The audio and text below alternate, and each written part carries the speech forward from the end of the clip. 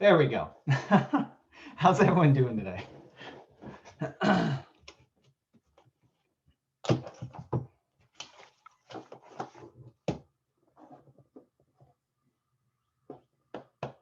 Yep. Go. Studying all day? Oh,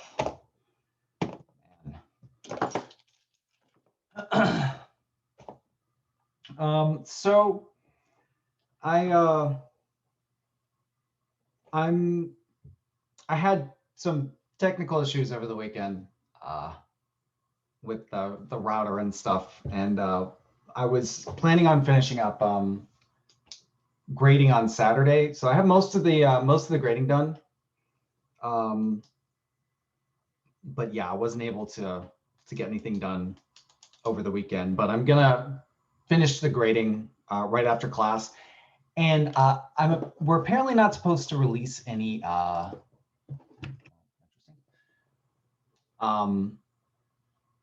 the grades until the makeups have all been taken, and I think those will be finished tomorrow. So the grades will be posted tomorrow either way. So yeah, so maybe it's the scores. I have to read. They made it sound like we're not supposed to do either, but I'm sure that's fine. But either way, I'll be done grading today. Yeah, I think the scores are fine, so I'll post the scores, but you won't be able to see the comments until end of tomorrow because some people still have to take the makeup. But yeah, so that will be done today for sure. Any other questions about the exam?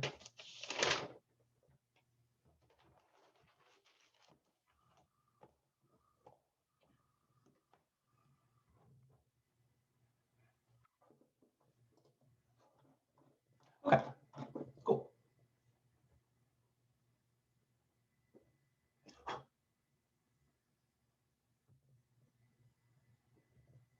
So let's finish up talking about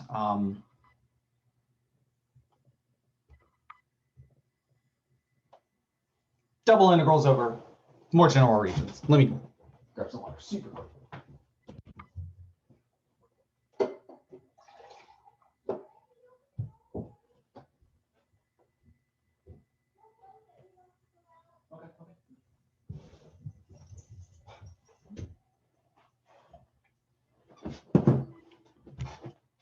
All right.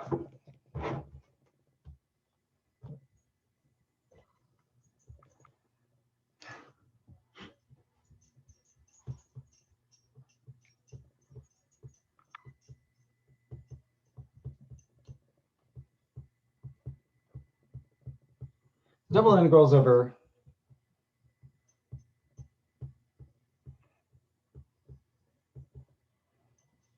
Maza.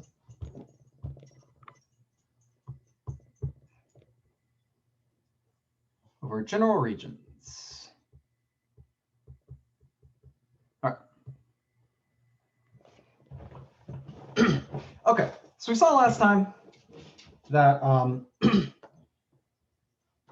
so we know how to do double integrals over rectangles. And then we also saw a couple types of regions that we could do double integrals over as well by doing iterated integrals. So we saw vertically simple regions.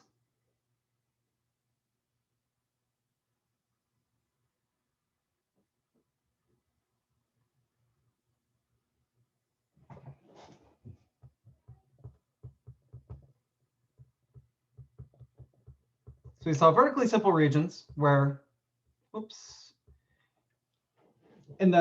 so vertical up and down. So there's a top curve and a bottom curve in this case.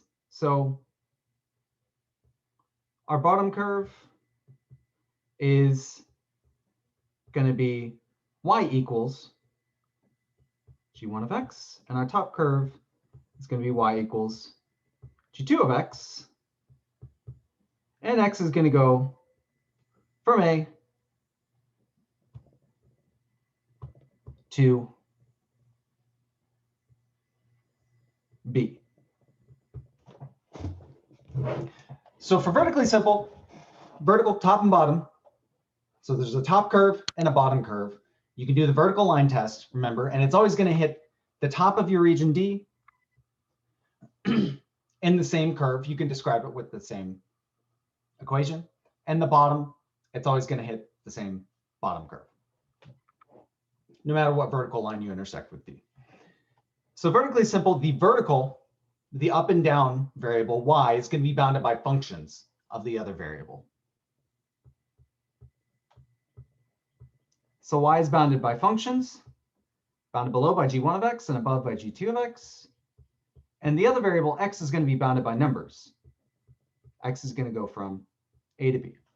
And the way we integrate these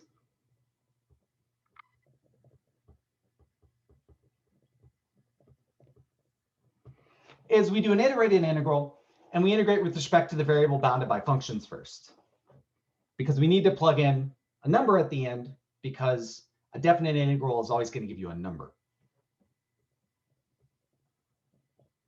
So we integrate with respect to y first here, because y is bounded by functions.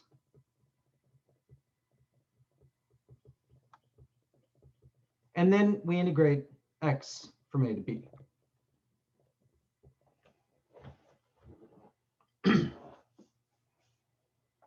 So then we also have horizontally simple regions, which everything holds the same, except now there's a left curve and a right curve. And then now the horizontal variable x is the one bounded by functions. And then you integrate with respect to that first. So a horizontally simple region would look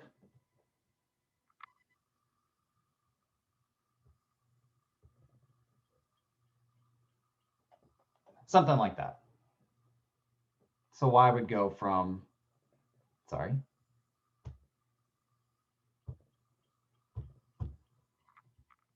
We'd have a left curve where x is smaller, so x would be, oops, a function of y. And then a right curve, x would be a function of y.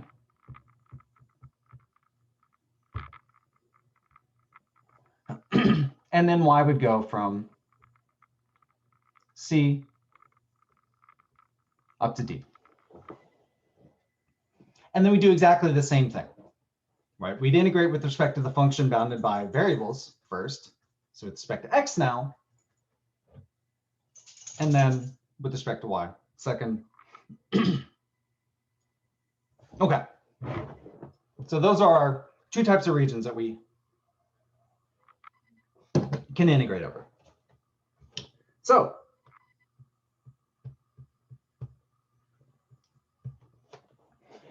it turns out, so regions could be vertically simple, horizontally simple, both. You could be both horizontally and vertically simple. You could have a definite top curve and bottom curve, or a definite left curve and right curve. You could do, it could pass the horizontal and the vertical line test, or it could be neither. So let's look at a case of integrating over a region which is both.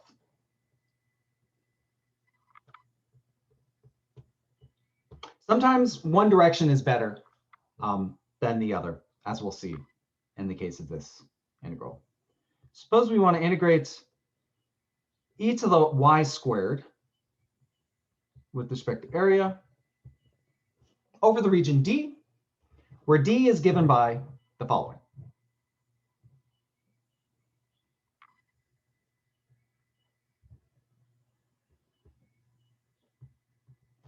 So D is going to be the triangular region with vertices 0, 0, 0, 2, and 4, 2.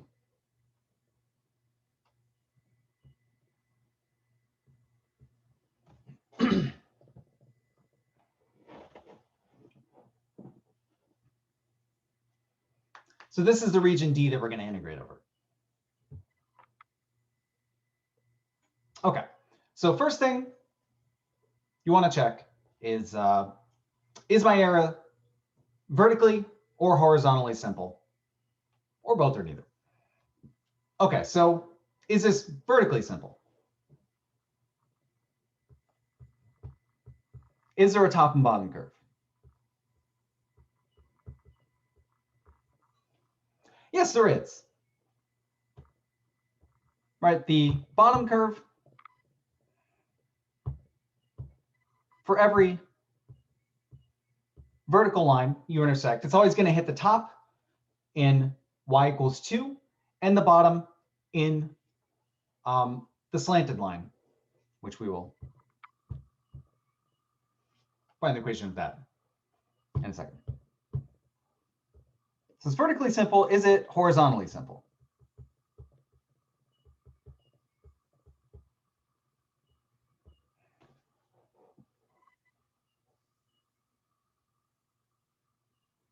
Is there a definite left curve and a right curve? I would say yes. It is also horizontally simple, right? You do the horizontal line test. Every horizontal line you intersect with D, always going to hit the left on x equals 0, that line. Always going to hit the right on the slanted line. So there's a uniform left curve and a uniform right curve.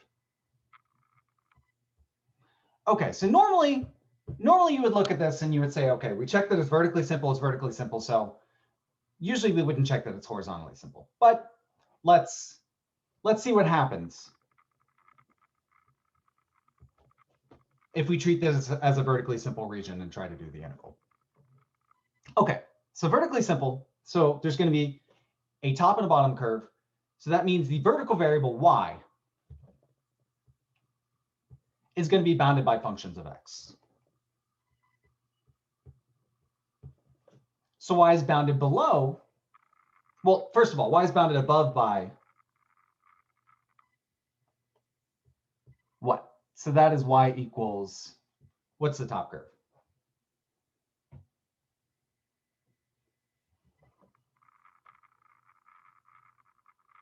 Y is equal to 2. Right, it's just the function y equals 2. Or sorry, the curve y equals 2. And then the bottom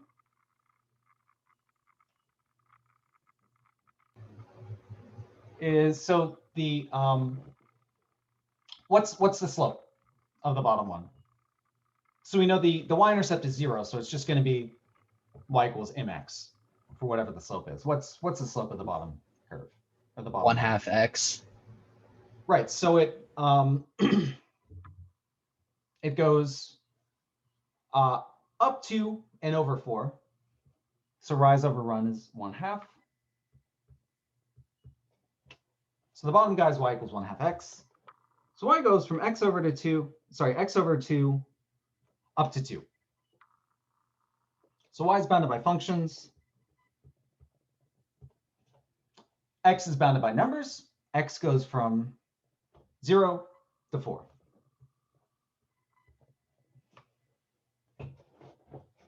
So this is how we describe our region as vertically simple. Those would be the bounds. And so let's plug those in and see what happens. So we integrate with respect to y first, because that is bounded by functions. Y goes from x over 2 up to 2. X goes from 0 to 4. And we integrate with respect to y first.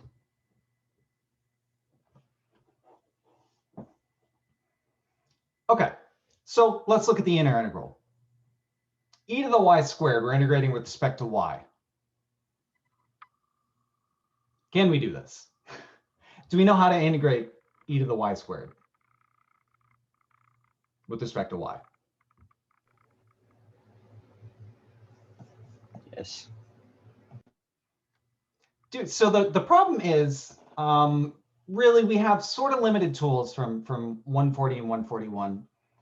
And if we have something like this, we could u sub it, We know like U sub, we know trig sub, which is not going to come up too much in this class, but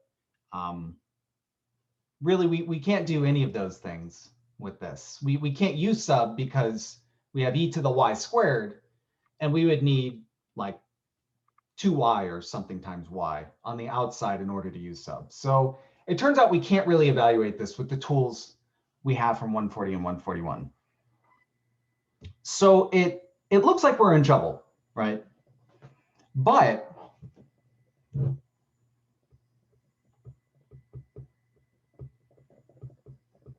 so we can't evaluate this first integral if we treat it as vertically simple. But we said it's also horizontally simple.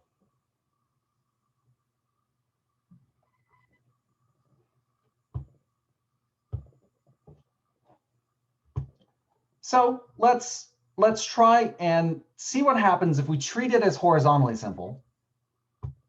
If we bound x by variables, y by numbers, see if we can evaluate the integral in that way. We're going to change the order of integration here.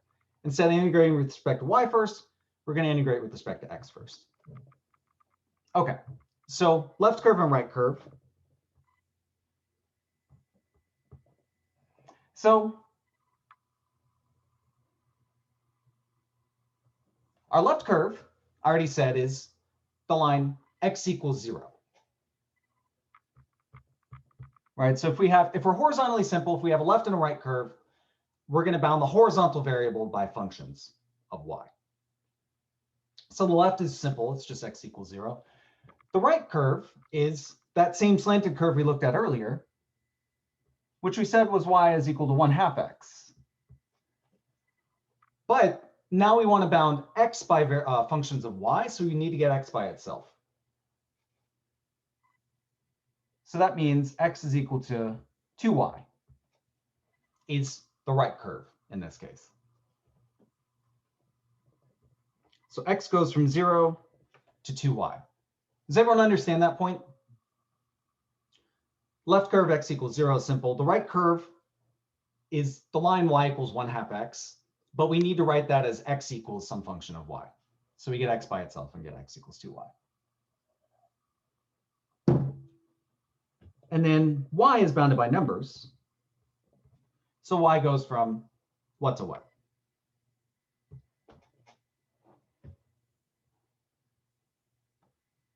Zero and 2. Y goes from 0 up to 2. So let's rewrite our integral in this case and see if we can evaluate it. So now we're integrating with respect to x first. So x goes from 0 to 2y. Y goes from 0 to 2. Oh, sorry, not f of xy. We have a definite function here. So we're integrating e to the y squared. Now first with respect to x, and then with respect to y. Okay. So now let's take a look at our inner integral. See if we can evaluate it. So e to the y squared, now we're integrating with respect to x. So that's the opposite of differentiating with respect to x. We're treating y as a constant still, but now we're integrating with respect to x. What happens to e to the y squared when we integrate with respect to x?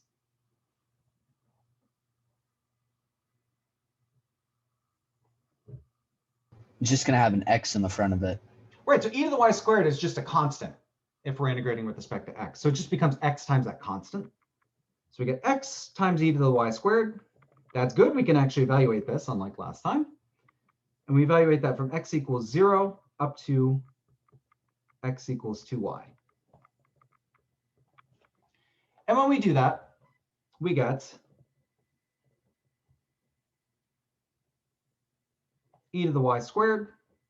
So that's just a constant. I'll pull it out. And then x, so 2y minus 0. So plugging in 2y for x minus plugging in 0 for x.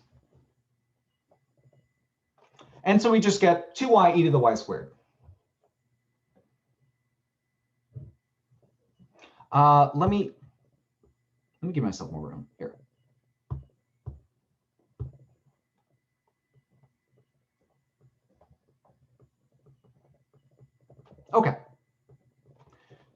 So we integrated out x.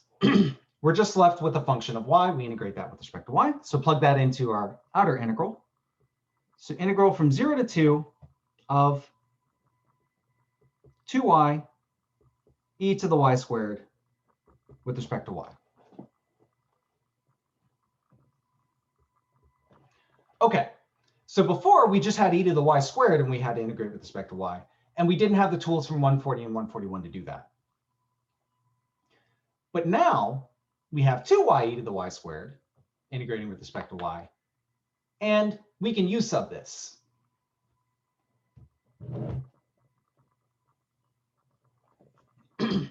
So letting our u be y squared and our du is now going to be 2y dy. 2y e to the y squared just becomes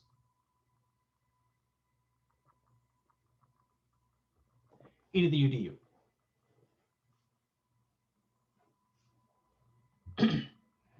And so when we integrate that, we get e to the u, which is e to the y squared. Going through that quickly because we should all be very familiar with u sub. And we're evaluating that from y equals 0 up to y equals 2. And we get e to the 2 squared, which is e to the 4, minus e to the 0 squared, which is e to the 0, which is 1. And that's our answer.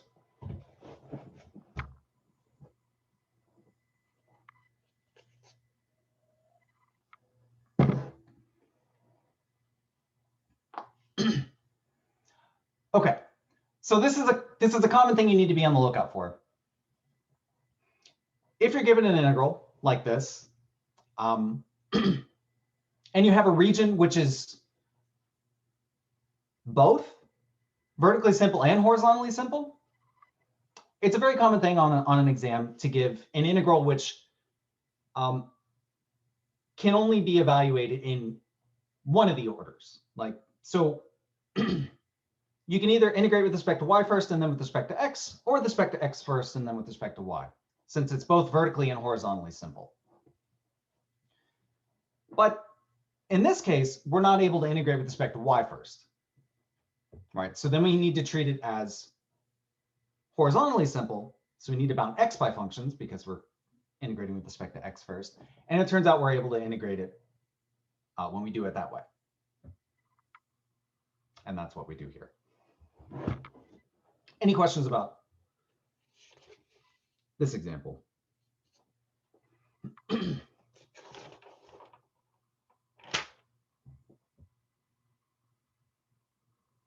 We'll do something similar in the next example.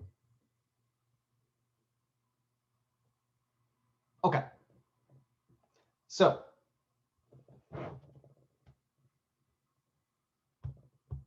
a related thing is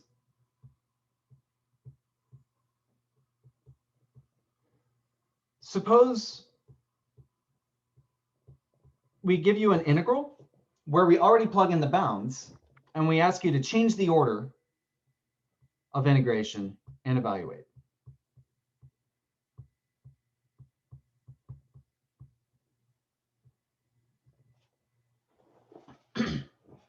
So by order of integration, I mean, when we're evaluating these integrals, we're doing an iterated integral, right? So we're either integrating with respect to y first and then with respect to x, or with respect to x first and then with respect to y. So that's our order of integration. Which order do you integrate the variables in? So in the last one, we tried to integrate with respect to y first and then with respect to x, and we saw that we weren't able to evaluate that. But we can switch the order of integration, integrate with respect to x first and then with respect to y, and we were able to evaluate it. So suppose I gave you the following integral. So x goes from root y to 3, y goes from 1 to 9, and we integrate with respect to x first.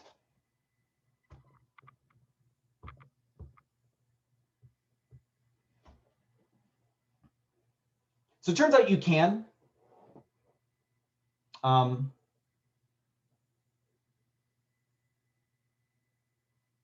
change the order of integration here. Actually, you're not going to have a lot of fun. Sorry, you can evaluate as is, but it's not going to be super fun. But I'll say explicitly,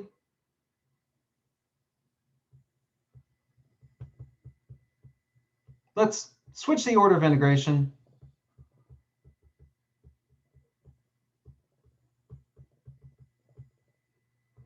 and evaluate this integral.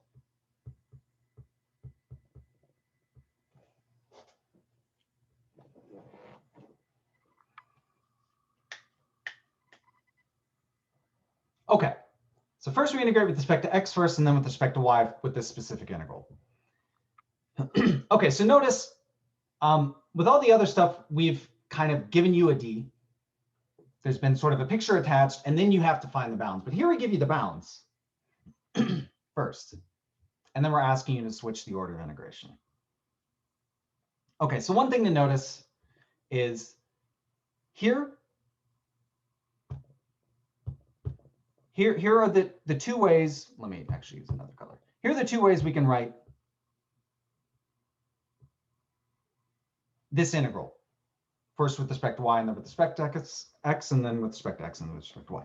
Notice when we switch the order of integration, we're not literally just taking the same bounds and changing the order, right? So this first one, y goes from x over 2 up to 2, and x goes from 0 to 4. Whereas in the second one, x goes from 0 to 2y, y goes from 0 to 2. So those two bounds are nothing alike, right? We're not just literally switching the bounds. And in fact, if you do just switch the bounds on the first one, you're now going to have a function on the outer integral. And when you plug it in at the end, you're going to have x. And like we said, you need to get a definite number at the end. You should not see variables anywhere. And so you can't just simply switch them. What you need to do in this case is you need to draw a picture, and then you need to switch the order of integration as well. See how.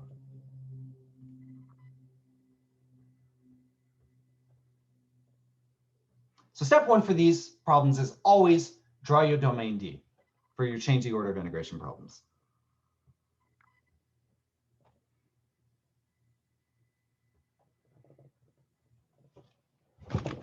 Okay, so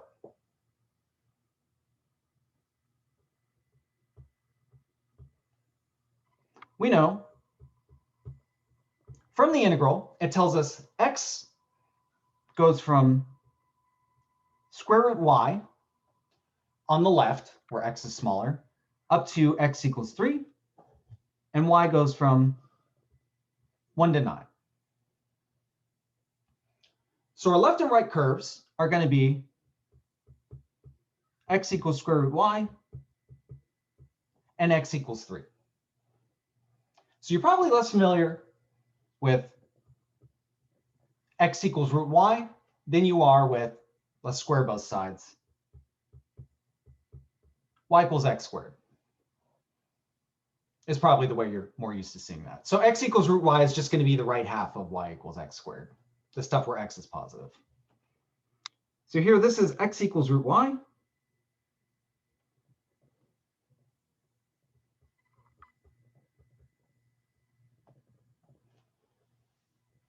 So that's the left curve, and the right curve is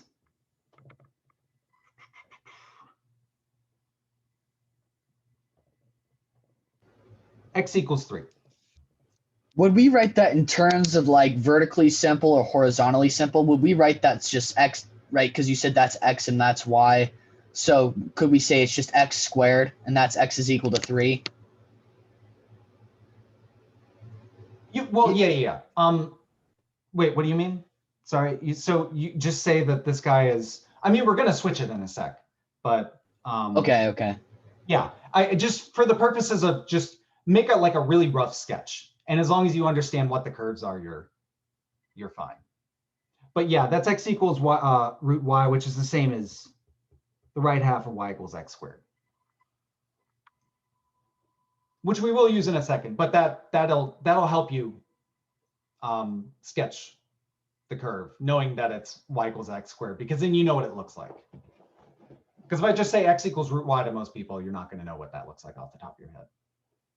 But yeah. Okay, so that's our left curve and our right curve.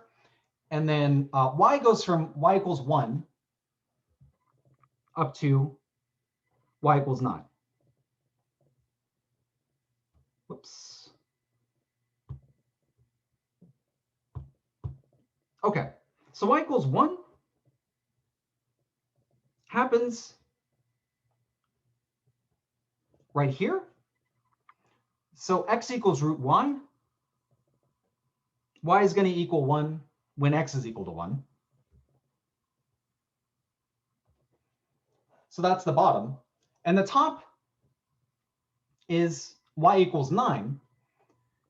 And that's going to happen when x is equal to 3 on x equals root y. So this curve up here, this point right here, is the point 3, 9. And that happens to be where x equals 3 meets x equals root y.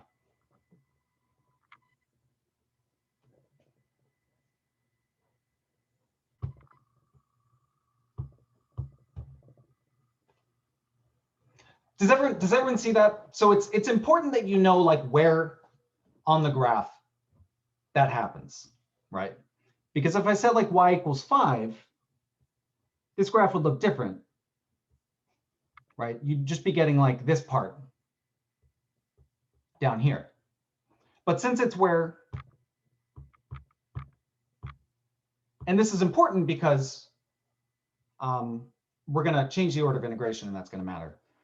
Y equals 9 happens to be where x equals 3 and x equals root y meet each other, right? If x equals 3, square root of 9 is 3, and that's this point right here. So this is our region D.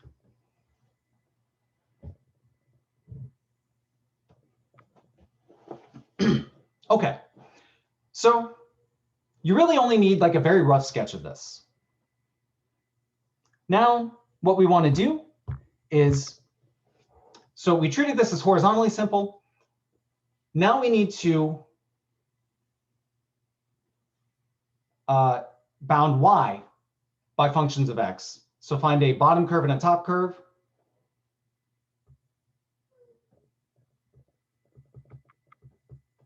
So first we bounded x by functions of y. So we had a left curve and a right curve. Now we're going to treat it the opposite direction. Y is going to be bounded by functions of x. So we have a top curve and a bottom curve, and then x is going to be bounded by numbers.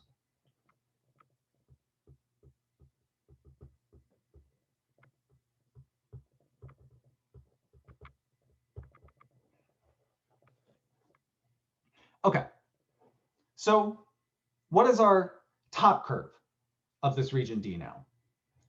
If you do the vertical line test, it's always hitting the top in what curve? Y equals what?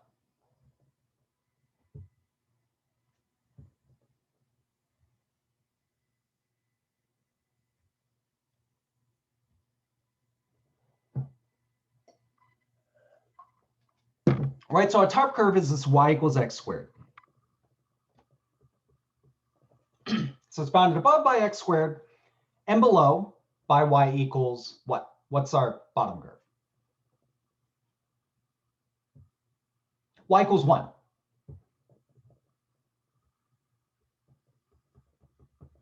And then x is going to go from 1 to 3 in here.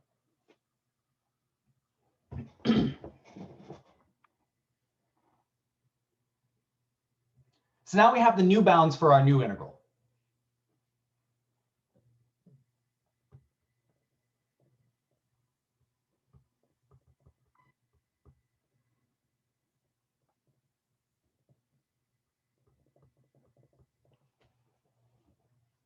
So sorry, fine.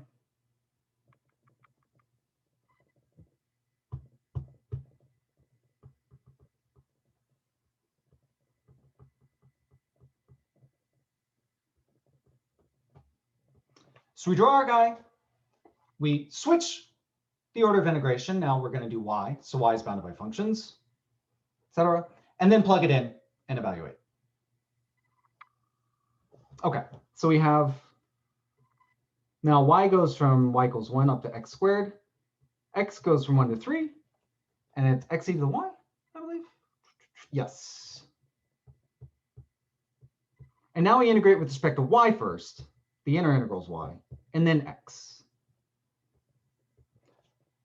So this was setting this up is the most important part, understanding how to do that. And then after that, it's just plug and chug, basically. Okay, so x e to the y integral, integrate with respect to y, treat x as a constant. So x stays there, e to the y becomes e to the y. So we integrate that, we get x e to the y from y equals 1 up to x squared. And I'll pull the x out because it's a constant. So e to the x squared minus e to the 1.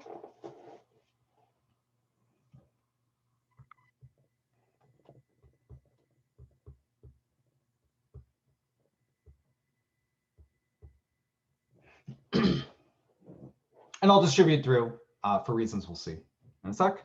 And then we plug that into the outer integral. So x goes from 1 to 3.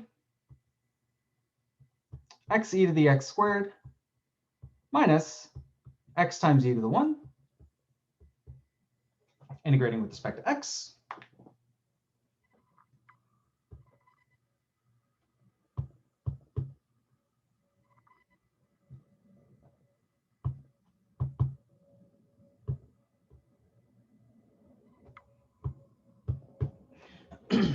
And so the first one, so just break it up as integrate piece by piece. So x e to the x squared, we can use sub. So that's 1/2 e to the x squared from x equals 1 to 3. And then minus the integral of x e to the 1. So e to the 1 is just a constant. X becomes 1/2 x squared. So we get 1/2 x squared times e to the 1 from x equals 1 to 3. And in the end, when we plug this all together, we get 1/2 e to the 9 minus 9 times e, or e to the 1.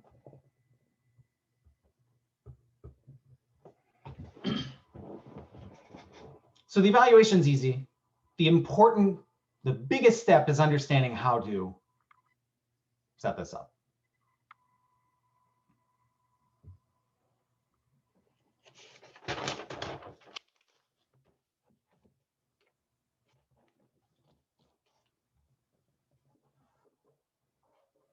Okay, any questions about switching the order of integration?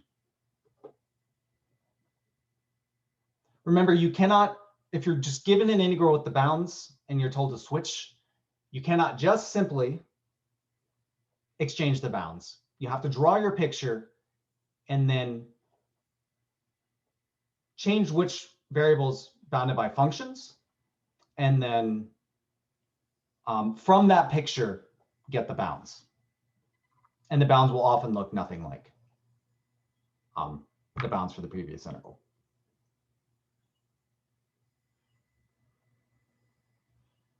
Okay, so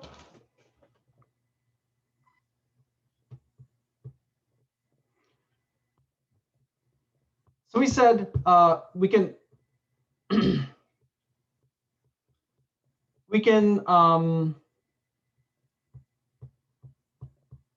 interpret a double integral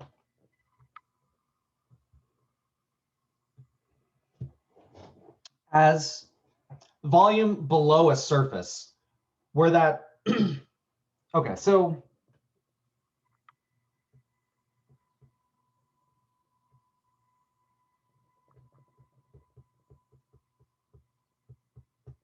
If we just have a double integral over some region D in the xy plane of a function f of xy, this is volume below the surface, the graph of f of xy. So the surface z equals f of xy. And above, so we get a solid region. That region lies below some surface, z equals f of xy, the thing we're integrating, and above the region D in the xy plane.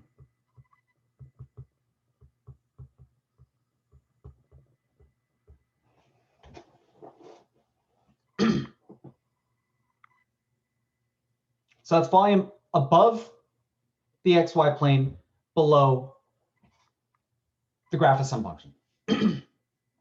Some surface z equals f of xy. Suppose instead we wanted the volume between two surfaces, and one is z equals, say, z1 of xy, and the other is z equals z2 of xy.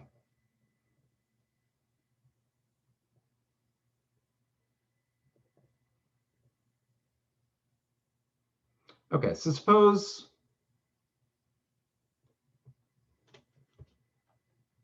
we had the following.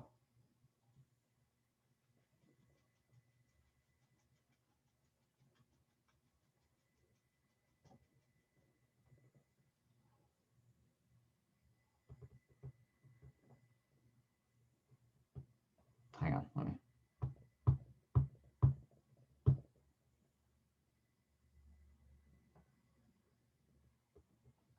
Hang on.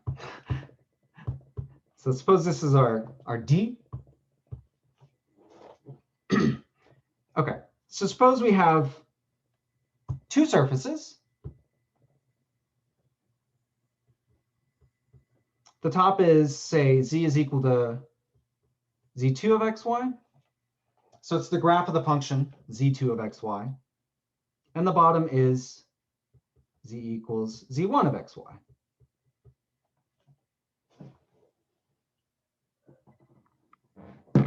And suppose we have a solid region. So we have a top surface and a bottom surface, solid region bounded by those two guys lying inside, lying above some region D in the xy plane. Is it clear what's going on with this picture? All right, so we have a top surface and a bottom surface, and then the region D,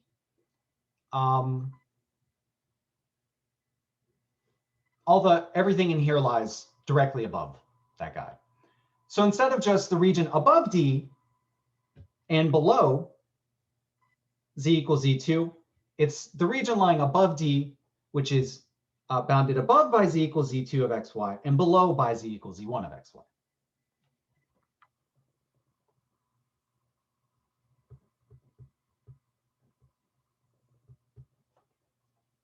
So if you wanted to figure out the volume, well, the volume is just going to be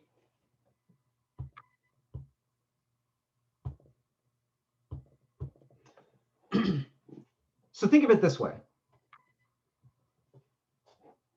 So think of the entire region which lies below Z2 and above D.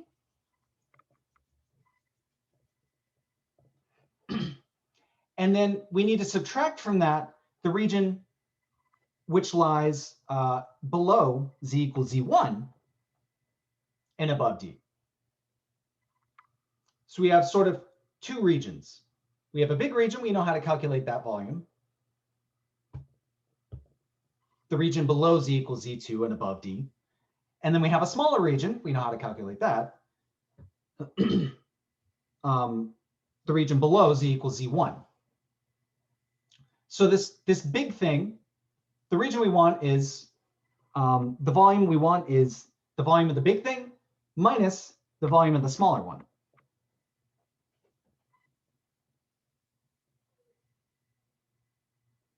So it's going to be the volume of the big region, integral over D, of z2 of xy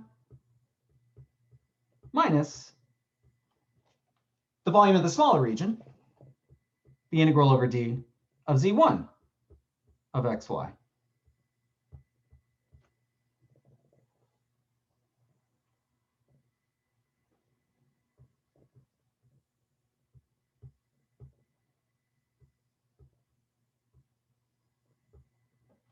So let's hang on, let me call this S2 and S1. So we have the volume below S2 minus the volume below S1.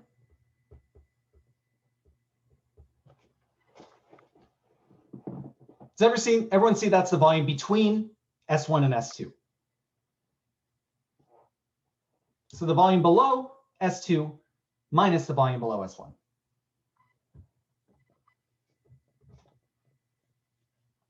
So that's the integral over d of z2 minus the integral over d of z1. Well, we can put these together because we're integrating over the same region d, right? So this is the integral over d of z2 of xy minus z1 of xy.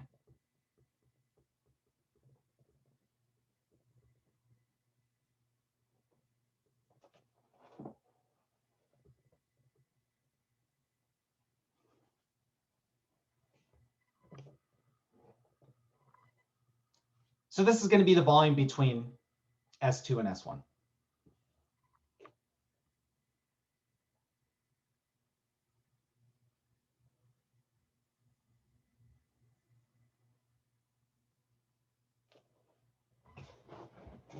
Right, so the top surface is z equals some function of xy, z2. The bottom surface is z equals z1 of xy. So the volume between those two surfaces and inside D is the integral over D of Z2, the top guy, minus Z1, the bottom guy.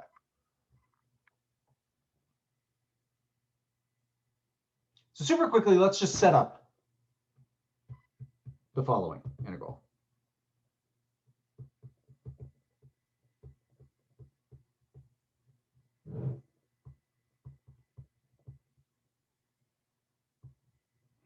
So let's find the volume,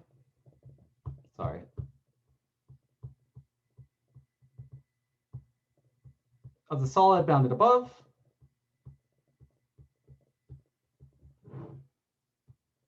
by z equals 8 minus x squared minus y squared, and below by z equals x squared plus y squared.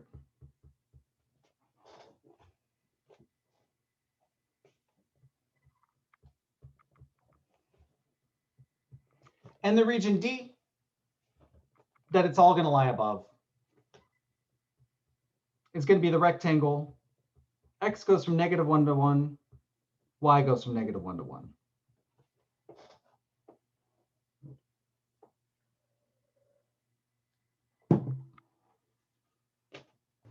Can you go back for, I just need to finish that equation for the volume, the integral. Can we go back for 2 seconds? Yes, okay, hold on.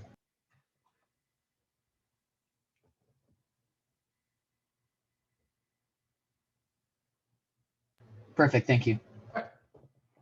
Okay, so we have the top surface and a bottom surface, and we're told that D, that this is over.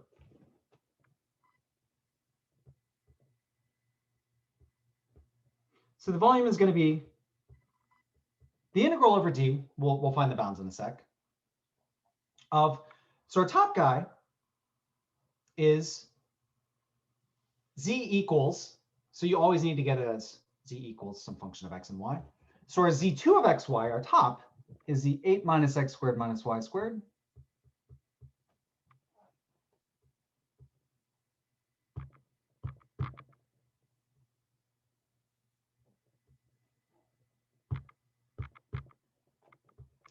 Minus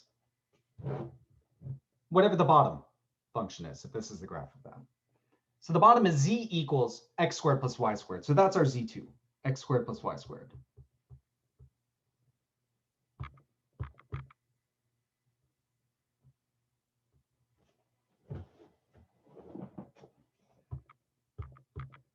And we're integrating that all over D. So we're just going to set up the integral. I'm not going to evaluate it. And so we can simplify that. 8 minus x squared minus y squared minus quantity x squared plus y squared. Yeah, well, let's do this all in one step. Okay, so that's just 8 minus 2x squared minus 2y squared. Okay. So D is very simple. It's just a rectangle. X goes from -1 to 1. Y goes from -1 to 1.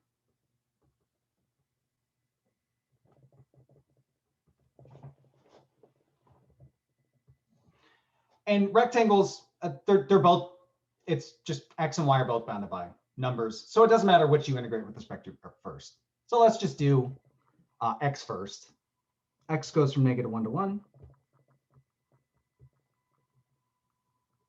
And Y goes from -1 to 1. You could do dy dx also, but it doesn't matter. And that's how we would, that's the integral we would evaluate to get the volume. So when we do this, we get 80/3 as our volume.